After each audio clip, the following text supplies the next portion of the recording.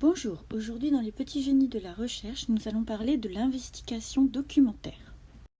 Alors, avant de se lancer dans une recherche, Petit Andy se demande c'est quoi une recherche? Il existe en effet différents types de recherches. Par exemple, on va avoir des recherches découvertes, donc qui sont les plus simples. On va juste vous demander d'aller chercher une petite information. En français, on va vous demander la biographie d'un écrivain. En histoire, on va vous demander une petite recherche sur une époque. C'est des recherches qui sont assez rapides et en fait, le but de ces recherches, c'est d'acquérir des connaissances. C'est différent des recherches documentaires. Là, dans les recherches documentaires, ça va être des recherches qui vont être beaucoup plus longues et on va vous demander d'appliquer une méthode. Donc, on va voir la différence. Donc, pour faire une bonne recherche documentaire, il va falloir mettre en place une démarche d'investigation. Donc, moi, j'utilise la technique des 6C. Donc, on va avoir plusieurs étapes que nous allons étudier maintenant. D'abord, avant de commencer à faire sa recherche, il faut être malin comme un singe, c'est-à-dire qu'il faut se demander sur quoi on va chercher, quel va être notre contexte de travail, quel est le temps qu'on nous donne, qu'est-ce qu'on doit faire à la fin, quelle est la production finale. Donc tout ça, en fait, on doit le prendre en compte. Et puis on doit aussi cerner le sujet de sa recherche. Alors c'est tout simple, il suffit de se poser des questions. Qu'est-ce que je sais déjà sur mon sujet? Et la question plus compliquée, qu'est-ce que je ne sais pas? Est-ce qu'il y a des choses, par exemple, je ne sais pas moi, le nom des rois du Moyen-Âge, des choses comme ça, qui sont censées exister, mais que je ne connais pas. Et c'est ce qui va me permettre de trouver mes mots-clés et également de ne pas faire un hors-sujet. Donc c'est très important de commencer par travailler le sujet de notre recherche. Pour ça, on peut utiliser une fiche de questionnement. On se pose plein de questions qu'on note. Si on travaille en groupe, c'est l'occasion d'échanger. Alors après la première étape de cerner le sujet qui est très importante et qu'on oublie souvent, on va passer à l'étape suivante qui va être l'étape de collecter. Donc là on va collecter des documents, c'est-à-dire qu'on va utiliser soit des documents papier, des livres, des magazines qui sont à disposition dans la bibliothèque, dans la salle de classe, ou alors le numérique, c'est-à-dire qu'on va utiliser peut-être un moteur de recherche comme Google ou Kant.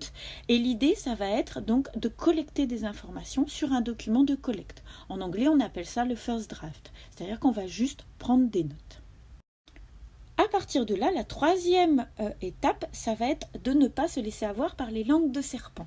Donc on va confronter les informations qu'on a trouvées.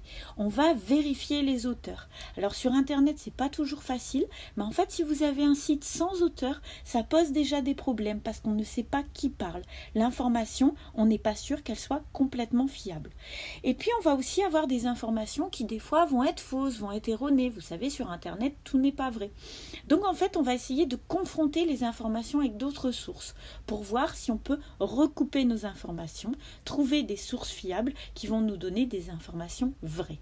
Donc ça, c'est une étape importante. Ensuite, donc on a collecté nos informations, on les a confrontées, on va essayer de mettre un peu d'ordre dans tout ça. Donc on va commencer à créer la production finale. Donc là on va exploiter le document de collecte, on va le relire, on va garder certaines choses, on va faire un plan, on va réorganiser. Et puis on va mettre en forme selon les critères d'évaluation qui vont être donnés par le professeur. Si on doit faire une affiche, c'est pas pareil que si on doit faire un essai ou un texte. Si on doit faire un PowerPoint, c'est pas pareil que si on doit faire une présentation écrite. Donc en fait, on va essayer de de créer la production finale, de vraiment la mettre en forme. C'est l'occasion vraiment de se relire également.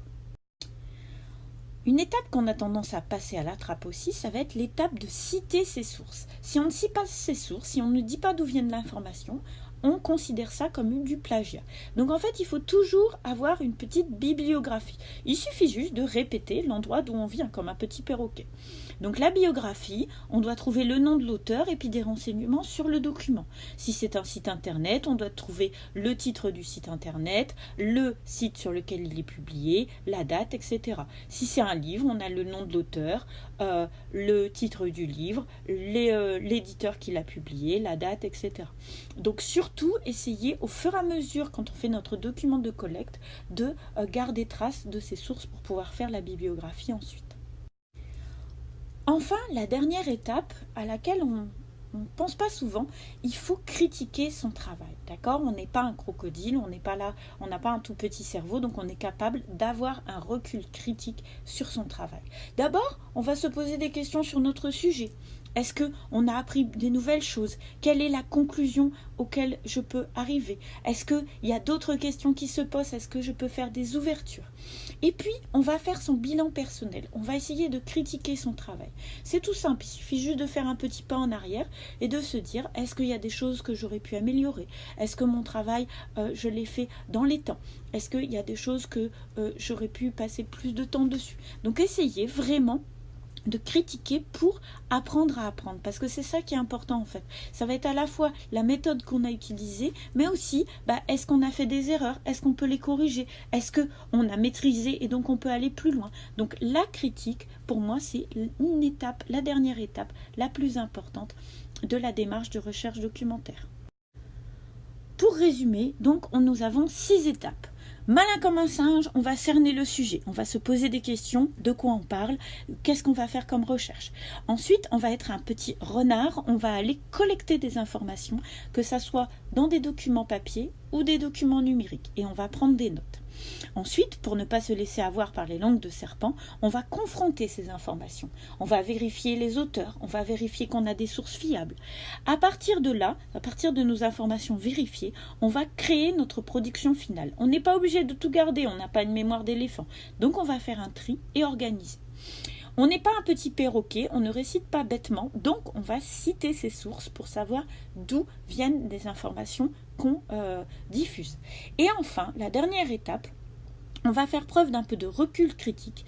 On va critiquer à la fois notre sujet, est-ce que notre recherche elle nous a appris des choses, et critiquer notre travail. Est-ce qu'il y a des choses qu'on aurait pu améliorer ou est-ce qu'il y a des choses sur qu'on aurait pu tout simplement aller plus loin.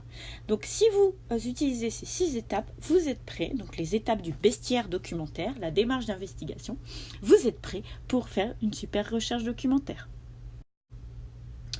Voilà, je vous donne rendez-vous pour d'autres aventures dans la recherche du bestiaire documentaire sur csilila.com. À bientôt!